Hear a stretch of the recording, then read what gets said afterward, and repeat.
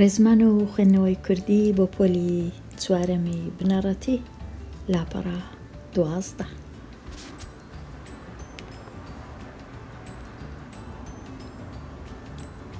دلڤین و ژینگە. دلڤین خوێندکارێکی زیرەکە لە پۆلی چوارەمی بنەڕەتی دەخوێنێت. ڕۆژێکیان لەگەڵ دایک و باوکی لە ناو باخچە دانیشتبوون گفتوگۆیان دەکرد. دلڤین بە باوکی گوت: باوکە، ئەمڕۆ مامۆستا پرسیارێکی لە ئێمە کرد. گوتی: بۆچی ئاو و هەوای گوند لە هی شار خاوێنترە؟ بەڵام کەس لە ئێمە نەیزانی وەڵامی ڕاست بداتەوە، لەبەر ئەوە مامۆستا بە ئێمەی گوت بۆ خۆتان پرسیار بکەن. باوک: کچەکەم، گوند هەموو دار و درەخت و سەوزاییە. ئەو سەوزاییەش گازی دووەم ئۆکسیدی کاربۆن دەمژێت و ئۆکسجینی دەداتەوە و هەوا خاوێن دەکات. بەڵام لە شارەکان دانیشتوان زۆرترن و کارگە و ئۆتۆمبیلی لێ هەیە کە ژینگە پیس دەکەن. دلڤین: باوکە، چۆن دەتوانین ژینگەی شارەکان پاک ڕابگرین؟ باوک: کچە شیرینەکەم، دەبێت کارگەکان ببەینە دەرەوەی شارەکان و لە ناو شارەکان باخچە دابنێین و دار و درەختیان لێ بچێنین.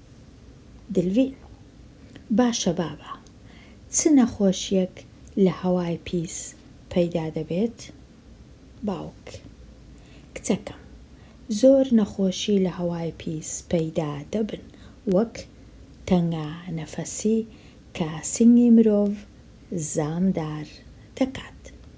دلڤین: سوپاس بابە بۆ ئەو زانیاریانە، بەیانی وەڵامی مامۆستا دادەمەوە.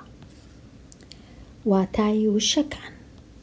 وشە واتە کەی، ژینگە واتە دەوروبەر، سەوز واتە کەسک، کارگە واتە کارخانە، تەنگە نەفەس واتە بەرەنگ. ئێستا دەینە لای ڕاهێنانەکان. ڕاهێنانی یەکەم: وەڵامی ئەم پرسیارانە بدەوە. پرسیاری ژمارە 1: مامۆستا چ پرسیارێکی لە قوتابیان کرد؟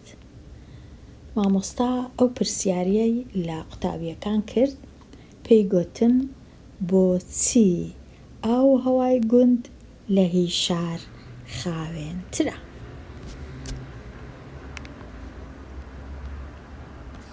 پرسیاری دووەم: جیاوازی نێوان شار و گوند چییە؟ جیاوازی نێوان شار و گوند چییە؟ شار لە گوند گەورەترە و ژمارەی دانیشتوانی شار زۆرترن لە ژمارەی دانیشتوانی گوند. هەروەها لە گوند زیاتر دار و درەخت هەیە، زۆرترە، و هەروەها ئاو و هەوای گوند پاکترە لە ئاو و هەوای شار. ئێستا پرسیاری ژمارە 3: سەوزایی دار و درەخت چ سوودی بۆ ژینگە هەیە؟ ئایا سەوزایی سوودی هەیە بۆ ژینگە و سوودەکە چییە؟ سەوزایی ژینگە لە گازی دووەم ئۆکسیدی کاربۆن پاک دەکاتەوە.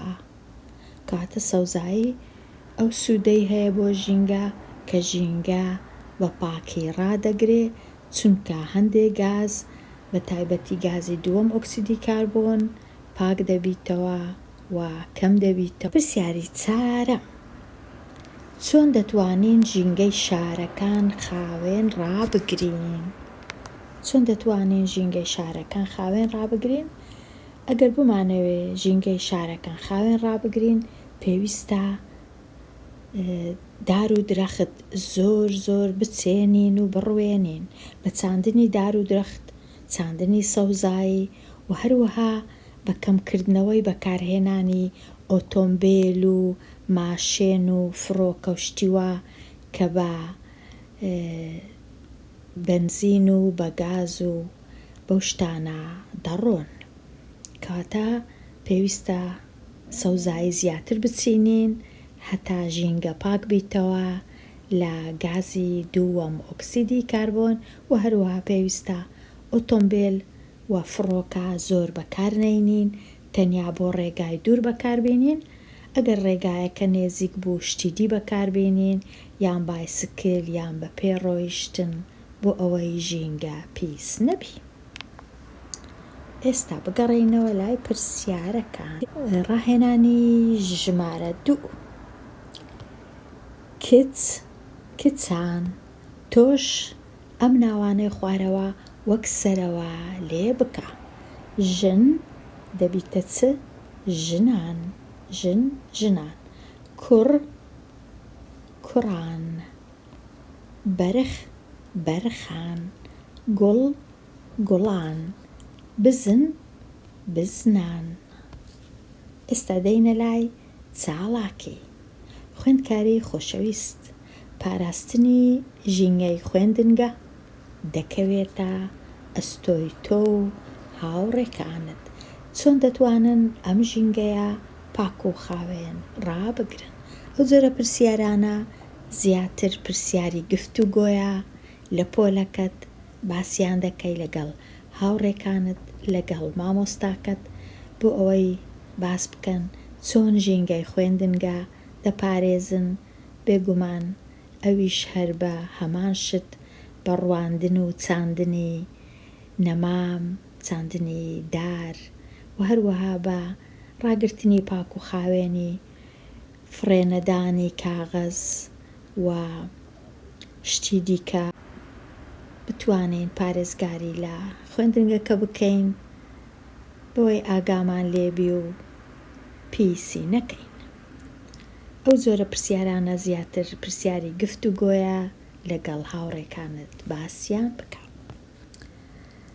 لێرە دێمە کۆتایی ئەوانەیە هەتا ئەوانەیەکی نوێ هەر بژی.